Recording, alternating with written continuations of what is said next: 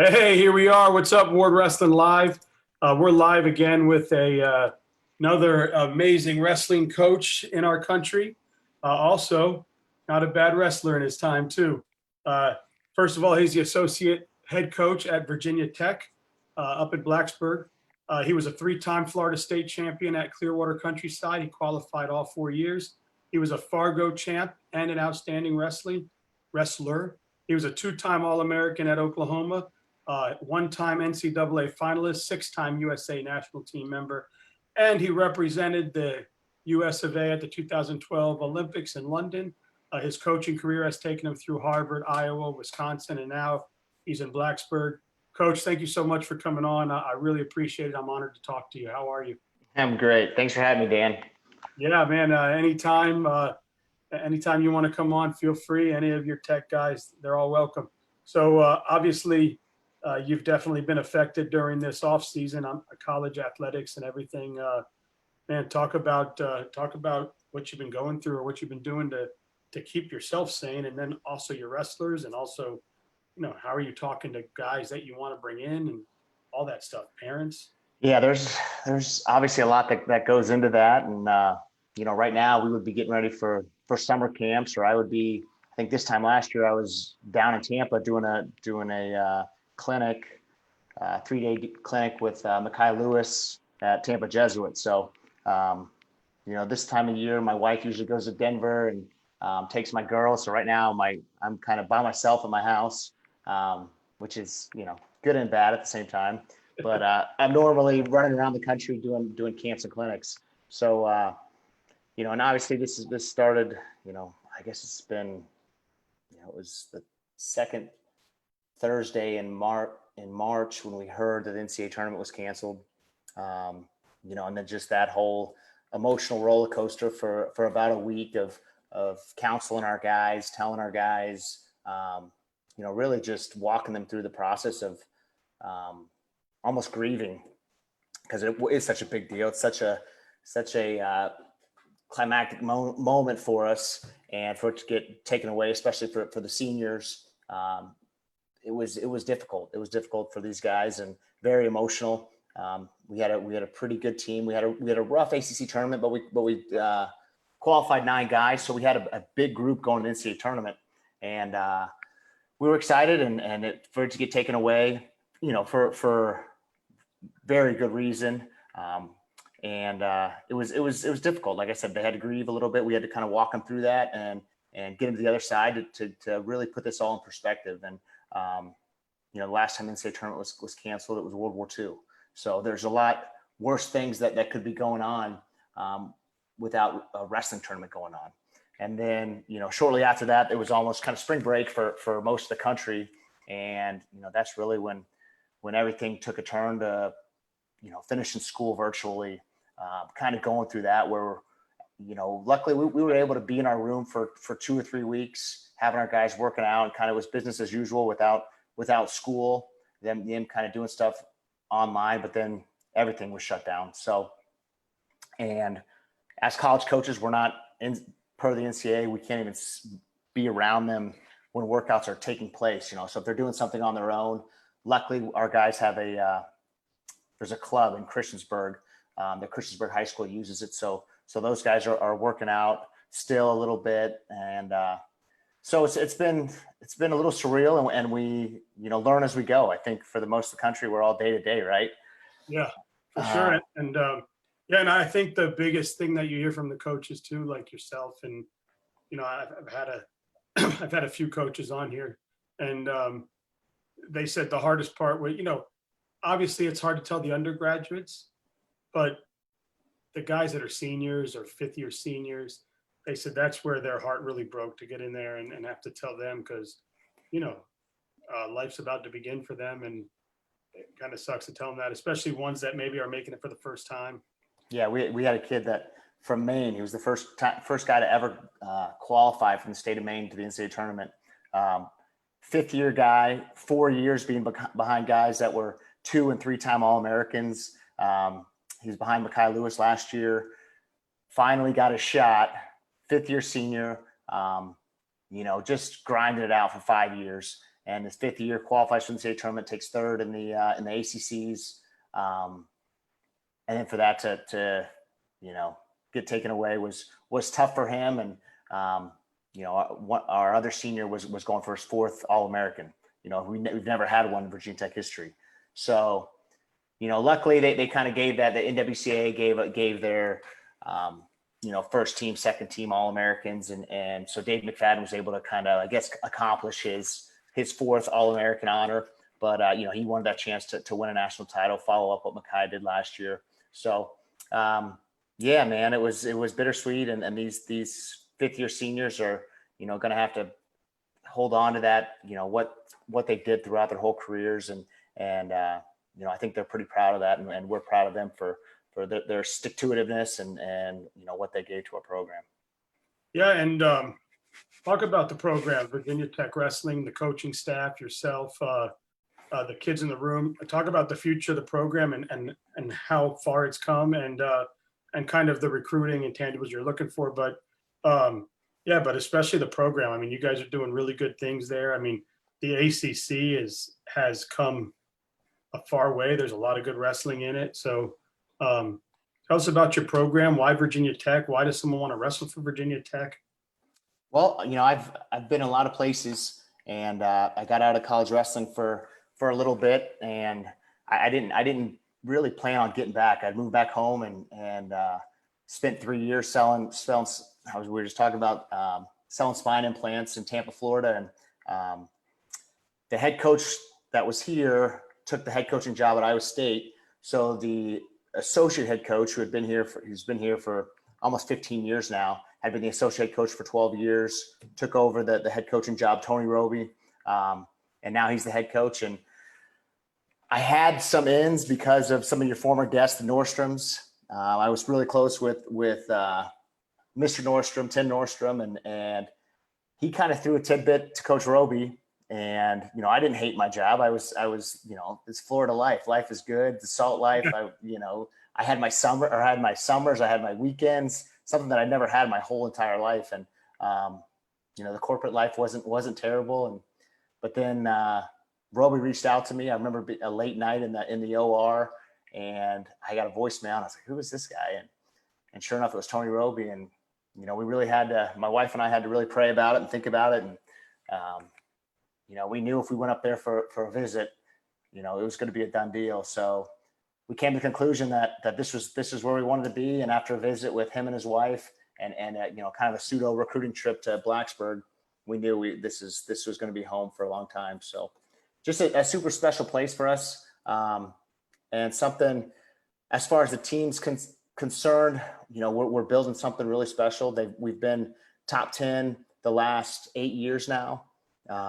One of only 4 or 5 programs that have done that. We're in the likes of, teams like Iowa, Oklahoma State, Cornell, Penn State, and we're the 5th team. So there's 5 teams that have been in the top 10 in the last 8 years. And we're one of those, and three All-Americans every single year in that time span.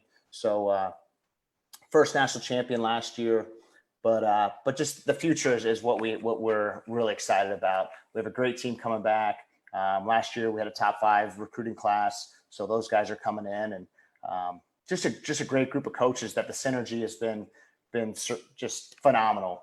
With myself, Coach Roby, Roby's the leader of the bunch. I mean, he's been here so long and knows everybody, and really, everything runs through him. So myself, Coach Cody Brewer, who I coached at the University of Oklahoma, he was NCAA champion, 4-time All-American, stud. So he's kind of our lightweight coach. And then Jared Hott, who was a 3-time All-American here at 197 for the Hokies, who I got to coach my first year here. So with those coaches, our RTC has Ty Wallace, who's 2-time national team member, 3-time All-American here, and then James Green, who we just welcomed to Blacksburg. He'll be here in about 2 weeks. 4-time All-American Nebraska, 2-time world medalist, 5-time world team member. I mean, he's just a beast. And just excited to get him and his family on campus, because this is, the sky's the limit for this program. We've been top 10 and got a NCAA trophy in 2016, and now it's time to start looking at the bigger picture, winning national titles. That's awesome. So I'm a recruit. I'm home.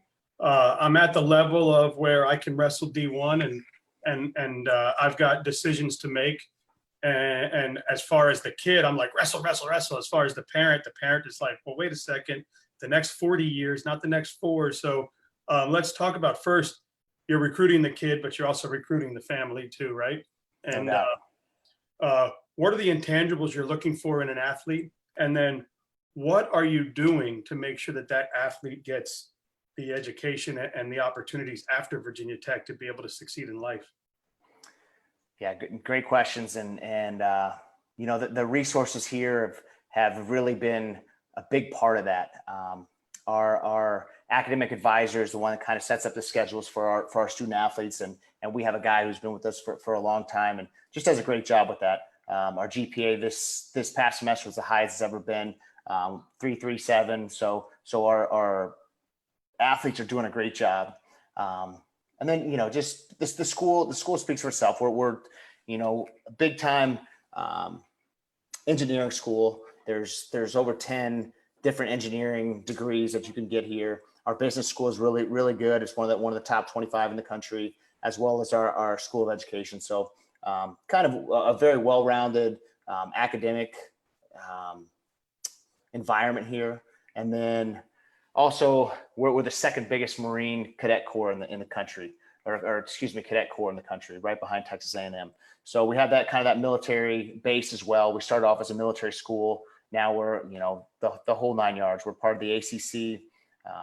You know, our athletic facilities are top notch. And as far as a kid, that we're looking for guys that love to compete. I think that's kind of our motto is just competing with exceptional effort. And that, you know, that just doesn't mean competing. That means competing in the restroom, competing in life, you know, doing stuff right in the classroom.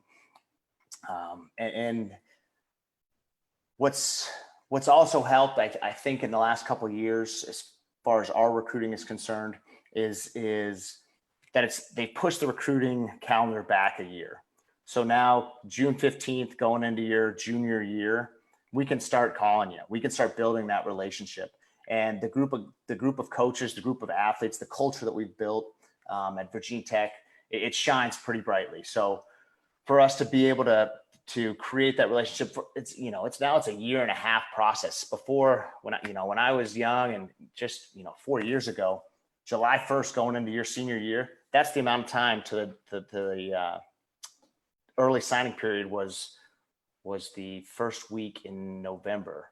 So you had 4 months to try and pack in as much, build that relationship, cultivate that relationship, get the guys on campus, go see the kids and families at their homes, all in 4 months to like you said, create a 40-year investment moving, throughout your life. So this year and a half process is, it weeds people out. You're able to build those relationships, and the kids and the families can really see, what a program's about, what a guy like, I consider, myself, if the parents are giving us that responsibility to take care of their kids, my wife and I take that very seriously. Coach Roby takes that very seriously. And we want them to feel that, we're a parent away from home. They're going to be at our house having meals. We're going to be, they're obviously going to be around us quite a bit. And, that has to fit. That's a big deal. That's awesome. And let's get into, who are they getting coached by? So let's talk about Jared Frayer a little bit. I mean, you're getting a 3-time state champ. You're getting a USA wrestler. You're getting a lot of experience that you've had. Talk about your international career, your career in the United States, what you've done, the chance to wear the USA and be in London. I mean, listen, Yeah. This is who you're getting. Yeah. And, through my career, I was second a lot. And I think building that, the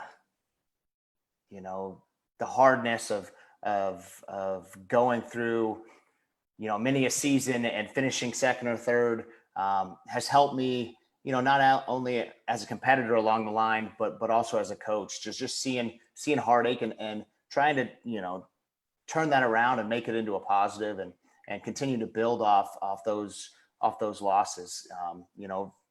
Florida wrestling, isn't what it was or wasn't what it is now but I had an exceptional high school career. I was blessed to be coached by Glenn Goodman, the first 4-time Florida State champion, and he was the only 4-timer for a long time until the Brandon guys and the JT Taylors, and there's a bunch of the guys. I didn't wrestle. I wrestled in high school. I graduated in 1997, so it's been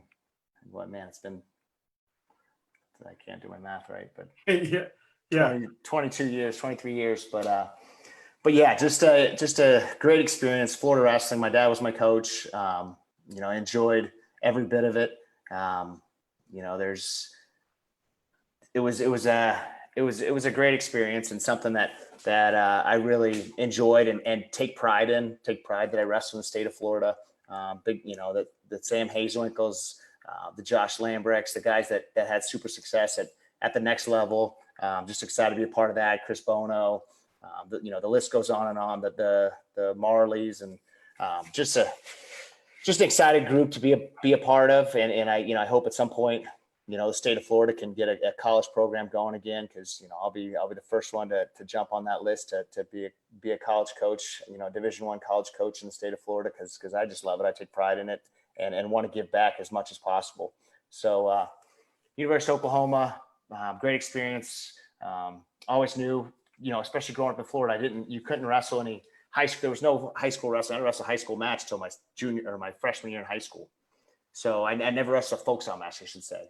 So it was all freestyle. I knew freestyle was kind of what I knew that I was best at. And so it was almost a means to an end. I didn't think it at the time, but I knew, Oklahoma was a great college program, and I was able to do great things. And I'm so proud to be a Sooner, but I knew it was a means to an end to get to my international career. And like I said, I was a 6-time U.S. national team member. Got paid to travel the world and wrestled some pretty amazing places. And then, and like I said, I was never the number one guy until my last year in 2012. And that was after I had retired twice, just to kind of get back and gain some perspective. Cause I was second many a times, and there were some hard seconds. There were some matches that I probably gave away and didn't give my best performance in. And so I take second. So, but the last one I got first. So that was exciting at the U.S. Olympic trials in Iowa City in 2012. And I was 33 at the time. I was old. I had a job. I'd had a job for a long time. I think I was one of the first Olympians to have a job. And I remember recruiting in London. It was a pretty easy call when you're in the Olympic Village calling recruits. Yeah. And talk about, like I had David Hall on yesterday, or Dennis Hall on yesterday. Mm-hmm. And he talked about the experience, and I'll let you talk about it, but of that first time being on the grass, and you're sitting there with your pals, and you're not nervous at all, but then the crowd erupts and the torch is getting lit, and then all of a sudden you just break out in sweats, and you're like, oh shit, I'm at the Olympics. I mean, what kind of experience was that? Yeah, it was, obviously a lifelong dream. I remember writing the goal down when I was watching John Smith in 88, win an Olympic gold. And, that's something that I always had wanted to do. And everything that I did was to achieve that goal. The nice thing about being second, you usually got to go on the trips to be the alternate. So in 2008, I was the alternate. And so I spent 2.5 weeks in Beijing. So I was able to watch, go do all the things. Cause I'm just a sports fanatic. Whatever it is, I'm watching it. And so I was able to see like Michael Phelps win his first gold, Usain Bolt run, do all the cool things that I wanted to do in 2008. And then 2012 was actually, I was able to really focus. And that's probably, I've come to learn, especially in my athletic career, that if I was super focused, I almost overdid it. And I didn't have my best results when I was, so looking back, it's, hearsay, hindsight is 2020, but yeah, it was amazing. The opening ceremonies, walking in with guys with like LeBron James and, James Harden and, all these just amazing athletes, Phelps. How many cool selfies do you have? I got a bunch of good ones. I had a big old beard, so I was able. Me and Harden's beard was kind of the big thing. So I had to get a good selfie with James Harden when he had his big beard. And it's kind of funny that there's one of like LeBron James trying to like hop in the photo, and this dude's trying to get my selfie. Do they do like a group photo too for like the entire USA team, or is it just each sport?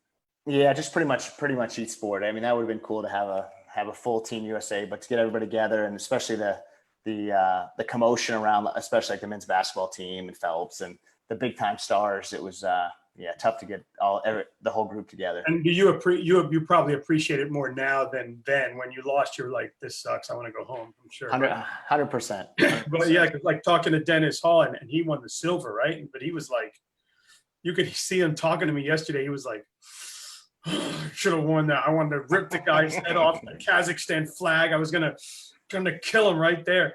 But he said, now, of course, I look back and go, oh shit, I'm a silver medalist. Pretty cool thing to have, right? But he said, when I came off the match, you could have taken it from me, and I'd have been like, yeah, I don't care, throw it away, right? But now looking up on the wall, he's like, yeah, it's pretty cool.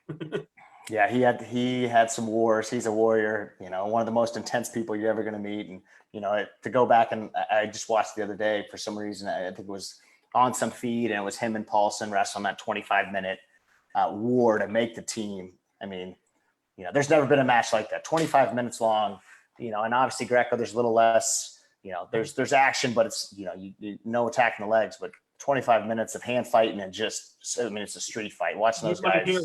You want to hear him talk about it? He's talked about it yesterday, and I know he was breaking up a little bit, but you could hear the intensity, and then you could hear him like just right. And then he was like, but then I felt so bad. I went over to my buddy Paulson. I'm like, man, sorry, buddy, I love you, but I had to come down to your weight and make it right. But he was like, but it was just crazy. Pretty cool to hear your experiences, and man, 2 days and I get to talk to 2 Olympians. Boy, that doesn't suck. That's awesome. That's cool. Hey, Shane McCall, a wrestling dad down here from your neck of the woods in Tampa area. He threw a question on here just now. He said, Coach Frayer, do you keep tabs on Tampa Bay wrestlers to possibly wrestle for you one day and possibly get the next great kid out of your backyard? Yeah, I talked to 2 of them yesterday, so can't say any names, but of course, that's my goal, is to, especially give these guys an avenue to wrestle at the next level. And, that's why I do what I do to, find these guys. And, luckily those 3 years I was in Florida, I was able to create some great connections, had a little club going. We call it the Sunday Select. And, right now I think there was, out of the 30 guys that we had in there consistently, there's 12 or 13, my last count, that are wrestling at the Division I level. So pretty neat to continue to have those ties. And, I'm down there 2 to 3, 4 times a year, whether it's doing a clinic. If I'm going down there, my wife doesn't like to go on vacation down there because I'm going to find a wrestling room to do something in. And, Yeah. and it becomes a recruiting trip rather than a vacation, but there's no place I'd rather be than the 727 and the 813 in the Tampa Bay area. Yeah, that's awesome. Yeah, you can see my St. Pete Brewing hat. My sister and brother-in-law are partners in that brewery. So my brother-in-law is actually the brewer. So it's pretty cool. So they cut the alcohol off. So I will see what happens. That's right. I just saw that. I saw that on the news, man. Yeah. Jake Campbell said Jared Frayer is the man. Me and Jake go way back. Love those Tampa Prep boys. Yeah, I think, would you say that, and you and I being from Miami, it's all about the U. So let me, before I get dirty and say this, would Florida State be the right place to start D1 wrestling here, since the ACC is already established, and would it be the easiest kind of fit? I would think, just like you said, with the ability to just jump in the ACC and jump right in conference, we already got 6, and to add a 7th school like Florida State would be great. I have pretty strong ties at USF, so a place like that, obviously they don't have a conference, but neither does Missouri. So they find wrestling will find a way if there's enough money and support there. So. Yeah, nothing against UCF or USF or Miami or Florida or Right. whatever. But Florida State seems like the natural, right? It seems like it just because, I mean, the ACC has become a hotbed and it's doing big things. I had even, These sweet singlets. yeah, sweet thing. I mean, if you talk to Omi, Omi's got the best colors in wrestling, right? But, No but doubt.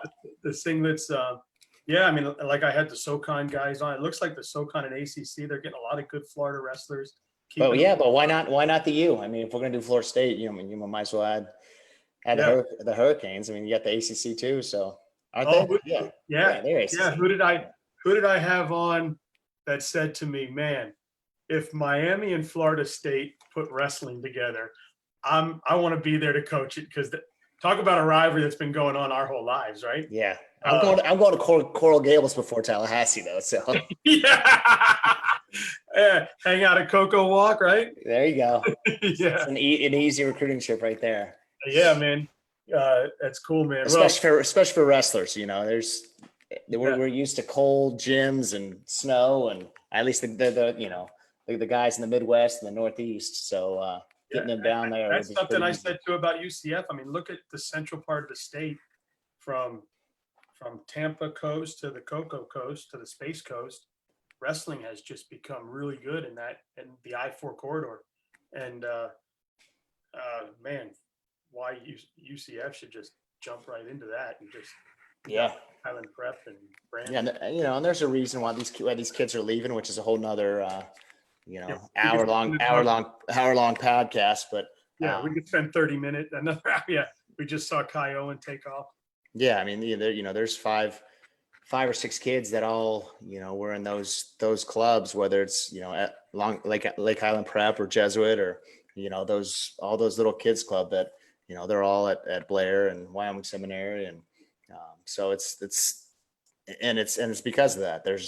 They want to be seen, and if you have a big time college program in the state of Florida, then I don't think that happens. So yeah, and I'm interested to see. I'm really happy to see that Lake Highland Prep is going to the prep, because I'm hoping to see that now if kids want to be seen on the prep level, maybe they can stay in Florida now.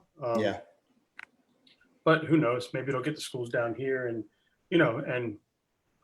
Mike's got to do what he's got to do for his program. So yeah, his track record and the way that they compete all over the country is second to none. And I think you've seen plenty of. Obviously there's been some Florida guys that haven't been as successful on the next level, but there's been plenty that have. Yeah. So, that's exciting. I'm excited to see the twins at the next level. I'm excited to see the kid from he and Rivera had that 2-1 match this year in the state. Northwestern kid. Yeah, I'm interested to see him go and see what he does next level. It'll be awesome. But hey, so I've got Mike Cipriano on. I've been trying to do it like every other Friday. And this is the first time I've asked actually the guys I've had on for the day. Provide a question for Ask the Ref today.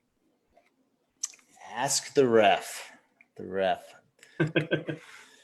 Oh man, I got a lot of good friends that are referees, so I don't want to step on any toes. At the University of Miami, Jay Campbell. At the U, Jared Frayer, head coach. Vic B, his assistant. I'll be recruiting coordinator to just take recruits to Coconut Grove. Don't even need to pay me. Make it happen. Make it happen. Look. This is, I don't know if you can see it. We got Sebastian on there. And he's choking the gator. I love it. See it? I see it. It's hardcore. I love it. Yeah. Oh yeah, talk about a team. Jake's like, I'm just down there to drink and party. That's awesome. Yeah, I don't know. It's I guess what's the for a high school referee who loves wrestling, and what's the most difficult I guess rule to enforce when it comes to the wrestling mat. I think college wrestling's done a good job of, if you're out of bounds, if you have one toe in bounds, you're still in bounds. So I think the big gray area And, it changes a lot of high school matches is, the out of bounds and, to where the match would be totally different if it was at the next, a year later, if these kids are seniors in high school and they're going to be freshmen in college, a totally different match. So, I just feel like there's a big, in watching a lot of high school wrestling, recruiting these big tournaments, how many feet were in bounds? Was there a supporting point in bounds? That's something that, I know that's just one example, but there's some gray area positions that it's got to be tough for a high school ref to come to conclusion on in the spur of the moment when everybody's watching. Yeah, I agree. I think if you had 5 refs sitting on a panel and you had that situation happen, I bet you each one of them call it differently. Yeah, and you see it. What you can go from one week from the Beast of the East, the Iron Man, or the Florida State Championships. It could be called. Not that either one are right or wrong. Like I was talking to Brock, and he just I told him that I've been watching some USA videos, and the one USA coach said that we train you would know because you were a USA athlete, but he said we train our USA athletes to prepare for bad calls. And he said, because bad calls happen at every match. And he said, it's not the ref's fault. It's not the wrestler's fault. It's not the coach's fault. It's just the speed of the match, the different people are looking this way to see for this type of call, but something's happening over here. And he says, so we train them for that so that they don't lose their mind and just, it doesn't cost them to lose the match. So it was pretty interesting to hear how he described, yeah, we put them through that in the USA Training Center. Yeah. And, and that just goes to show, and it's a big coaching point that, we've kind of hit on a lot in the past is, go out there and score points early, because put yourself in a position to, whether you get it or don't get it, there's a lot of match to be wrestled. When you start, going 0-0, 1-1 into the third, one slip, one, bad call that maybe wasn't a bad call, that decides the match. So, get it going early, and if you slip on a wet spot and get taken down, well, you got a bunch of match to come back and get those points back. Yeah, and it was cool to hear Brock because obviously he's a stud at the college level right now. He was top 6 before he got injured. He arguably may have won that match, right? Mm-hmm. But he says, look, that call happened and I didn't get the point. He got the point, but that doesn't mean that if I would have gotten the point, I would have won the match, because then mentally I might have changed how I wrestled the next minute and a half, and I might have got caught because of things I'm trying to force where I didn't have to. Now I knew I needed this and I just kind of went for it. But he said, so anything could have happened. Scott Tobia just sent a message. He said, and he put it on the comments, does he think they should have riding time in high school, or is that a rule he would change in college and eliminate? I just don't think in high school, we've all been there. We've been to especially in Florida, these high school matches where, you're probably going to have the coach's daughter or somebody running the score table or whatnot at a dual meet, or I don't think logistically it could happen at the high school level. I'm a big proponent of riding time. I think it's really hard to hold a guy down for, it's one thing if the guy's, being ridiculous and hanging on a leg and stalling, but to hold a grown man down for over a minute longer than he can hold you down, that's I think it's worth the point. I think the takedowns should be ordered a little bit more. We've talked about it, kind of a 3-point takedown. If you're going to give if you're going to give a point for an escape, and the guy's cutting him, letting him go, and takes him down 5 times in a period, and then the score is 10-6 after an escape in the second period. That's kind of, that he's showing dominance, but he's only up by 4 points. So, I can see a 3-point takedown, and I'm a big fan of riding time. I've always, been excited to see a guy hold a guy down. I think it's a big deal, and it's hard to do. Would you say I've had that question asked before, and I think it was Cipriano that said, the ref that I have on, you probably know Mike. Mm-hmm. And he said the level difference of the wrestlers in high school would make it unfair to allow riding time, because most matches, one wrestler is just so much more dominant than the other wrestler, and they would just hold them there the whole time, and it wouldn't make it fun. Where in college, it's more difficult to do that, so it's worth something. Would you say the same thing? Yeah, most definitely. But I think when there's that big of a difference in high school wrestling, that high school wrestler who is that much more dominant or mature or whatever the case is, he should be scoring more points than just laying on the guy. But so and I think that's what you see. I don't think there's not a ton of matches. It's pretty high level wrestlers. It's even in high school that riding time is going to be the deciding factor. So I don't know how much of a difference. I think it's more the logistics of it, and would be the difficult part. Yeah, because would it be safe to say that strength and power matter more at the high school level than it does in the college level? Definitely. I think, like, I had Machiavello on, and I think I said his name right. I hope I did. Sorry. Yep. But he said his first two years, he was always stronger than everybody in high school and would just manhandle people. But then in college, the strength didn't matter anymore. In his first 2 years, he struggled, and then he said, I really had to go back to getting wrestling smart and kind of figure out, okay, he's moving the leg left, I need to do this, I need to do that, because I couldn't just manhandle people anymore. So that was interesting to me when I heard him say that. So awesome. Well, Virginia Tech Wrestling, man, we've got the coach here. He's awesome. What a great opportunity to go wrestle for a stud himself, and he's seen the country, seen the world, has a lot of good connections for you.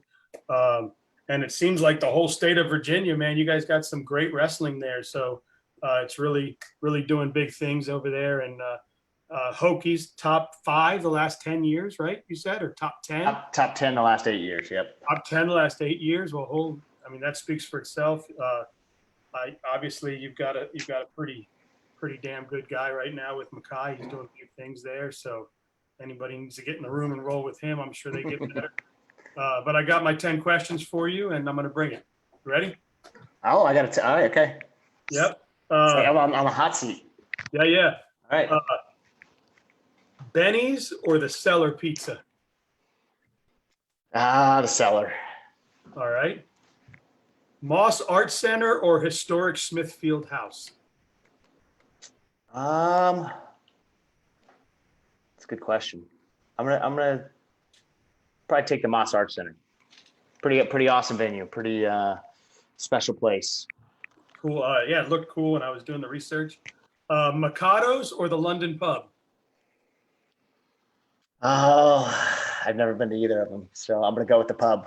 Okay. Huckleberry Trail or Lake Trail?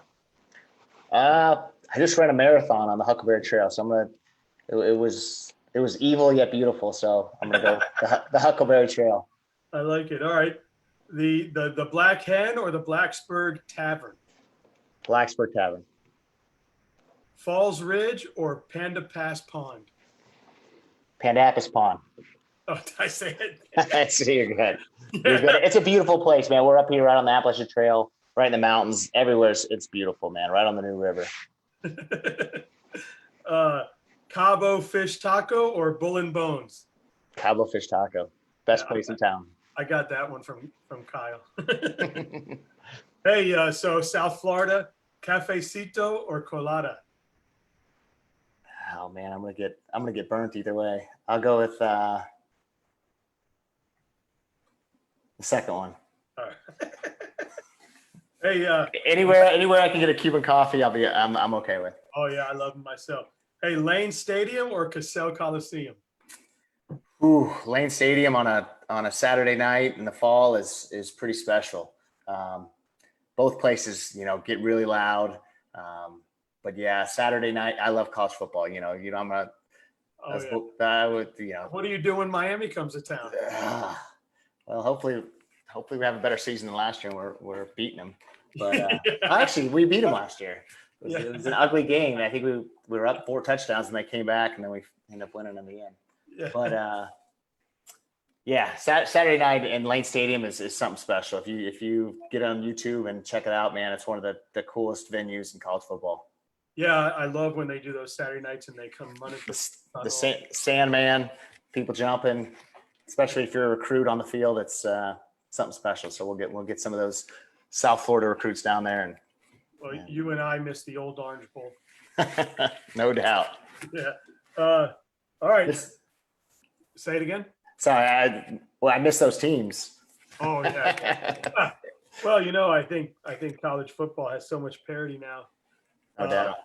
But Eastern Divide or Rising Silo Brewery? Oh, they're owned by the same people, but they're both unique in their own ways. I'm gonna go with the Eastern Divide. Cool. Well, that's Great. awesome. Just like your brother-in-law owns the same people? Yeah. Yeah. Great place. Great brewery. Cool, man. Well, like I tell everybody, you've got another fan in me. I'm going to have to root for a lot of people after this. And it'll be do you and Gardner go at it? Garland? Yeah, we're I think we're a little bigger rival with NC State at the moment, but as far as in-state is concerned, the Virginia Tech UVA rivalry is as big as they get in college athletics. So yeah, it's a big deal. It's a big deal. Virginia Tech, UVA. There's like a bowl that for every time. I think of all the sports we play, you get a point for each one that wins, and it's the Commonwealth Cup. So it's a big deal when we are keeping the cup in Blacksburg. So. But, cool, yeah, and you guys, 2 great guys running 2 great programs, and it was an honor to meet both of you in the same week. So we appreciate you giving this platform. It's awesome for wrestling. From top to bottom, you're giving everyone a voice, and that's pretty sweet, especially now when people need positivity in their lives and just good information. That you've been doing an awesome job. We appreciate you. Awesome. Well, thank you so much. And like I said, if you want any of your Hokies on the show, please just give them my link, have them sign up, and we'll get them on and get them seen. And anybody out in the world that you want to come on, whether it's a USA athlete, an athlete from wherever, it'd be my pleasure to talk to them. So try and sneak Glenn Goodman on here. It'll be difficult, but yeah, send them my link. I'm down. I will. All right. Thanks so much, sir. You take care. You too. Bye-bye.